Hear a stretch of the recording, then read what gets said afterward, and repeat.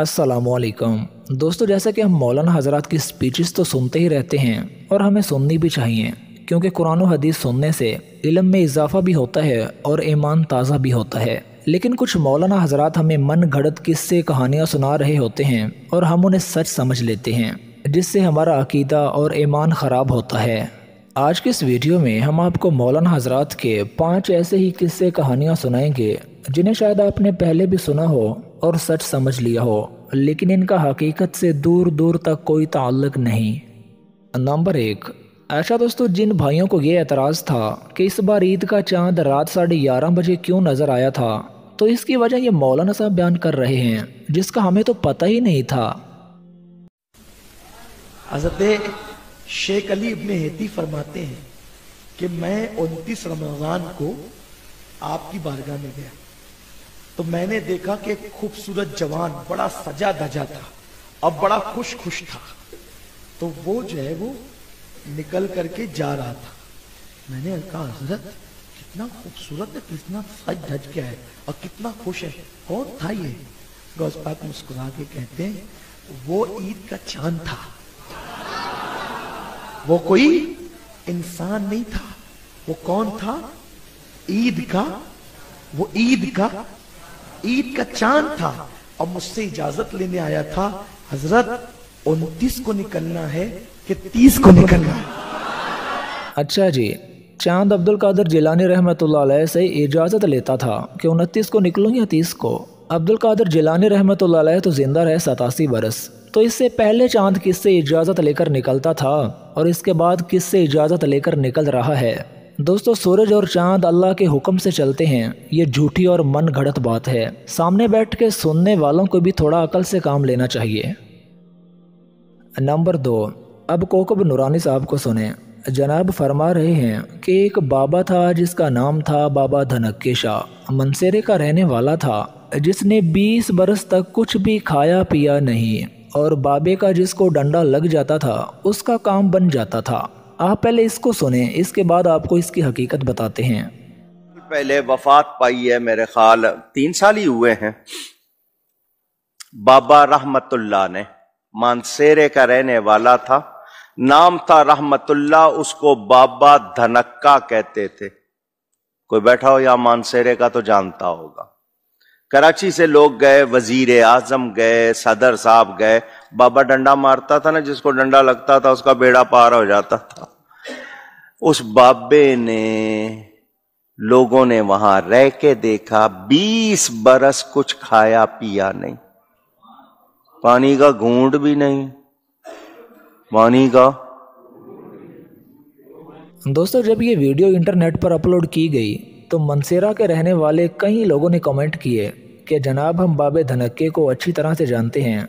ये बाबा खाता था और दबल के खाता था, और ये अपने मुरीदों को बहुत गालियां भी देता था। नंबर 3। अब डॉक्टर तहरुल कादरी साहब को सुने। किसी ने डॉक्टर साहब की हनफियत पे शक किया तो डॉक्टर साहब ने कहा कि मेरी हनफियत पे कौन शक कर सकता है, अरे तुम तो ऐसे वैसे हनफी हो। मैं 15-20 साल आलमे रोया यानी ख्वाब की हालत में इमाम अबू हनीफा से दीन सीखता रहा।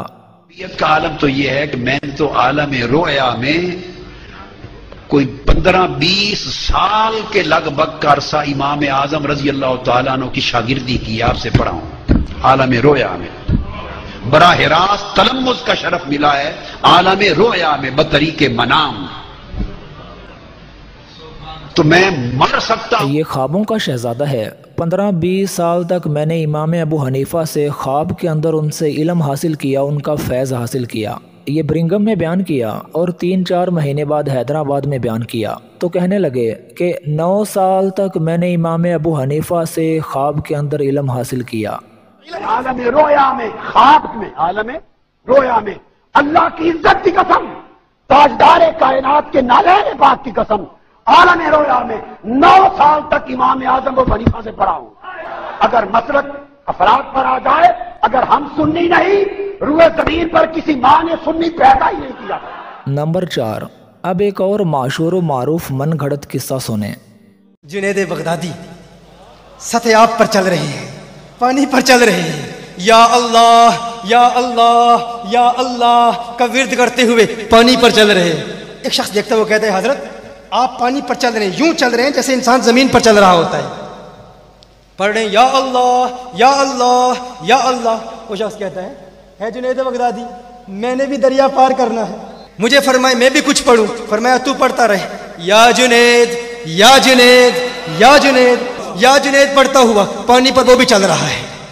دوستو، سیدنا عمر فاروق رضی اللہ تعالیٰ عنہ نے سیدنا معاویہ رضی اللہ تعالیٰ عنہ کو کتنے سال اجازت نہیں دی بحری بیڑا تیار کرنے کی، کیونکہ ان کو کسی نے یہ بتا دیا تھا کہ جب یہ بحری بیڑا ڈوبتا ہے تو سارے پھر اس میں ڈوب ہی جاتے ہیں. تو سیدنا عمر نے کہا کہ میں یہ رزق لینے کے لیے تیار نہیں، تم زمینی راستے سے ہی سفر اختیار کرو.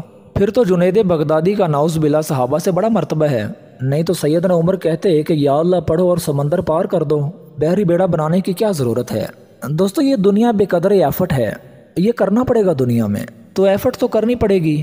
اس کائنات کی سب سے بلند ترین ہستی پیارے نبی صلی اللہ علیہ وسلم کی ہے. اگر آپ صلی اللہ علیہ وسلم کو زخم لگا ہے تو خون مبارک نکلا ہے، 4 دانت مبارک شہید ہوئے، خون کا فوارہ چھوٹا اور آپ بے ہوش ہو گئے. پیاس لگی ہے تو پانی پیا ہے، بھوک لگی ہے تو پیٹ پہ پتھر بھی باندھے ہیں. یہ ساری تکلیفیں دنیا میں اٹھانی پڑیں گی.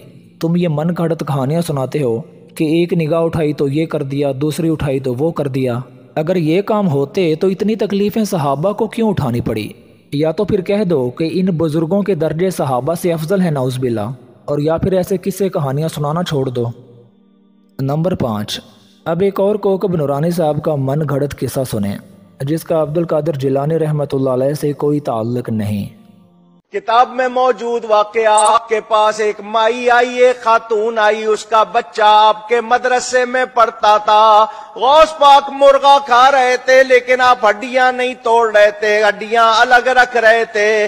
وہ عورت دیکھ رہی تھی، اس کا بچہ دال کھا رہا تھا، غوث پاک مرغا کھا رہے ہیں. ماں تھی نہیں چپ رہ سکی، بول پڑی، میرے بچے کو دال کھلا رہے ہو، خود مرغا کھا رہے ہو، خود آپ مرغا کھا رہے ہو اور میرے بچے کو دال کھلا رہے ہو. غوث پاک اس کی بات سنتے، جب مرغا کھا لیا آپ نے ہڈیوں پر ہاتھ رکھا، فرمایا قم بِإِذْنِی، اٹھ میرے حکم سے. وہ مرغا زندہ ہو گیا. فرمایا جب تیرا بیٹا اس شان کو پہنچے گا تب مرغا کھلائیں گے، ابھی اس کو دال کھانے دے. ابھی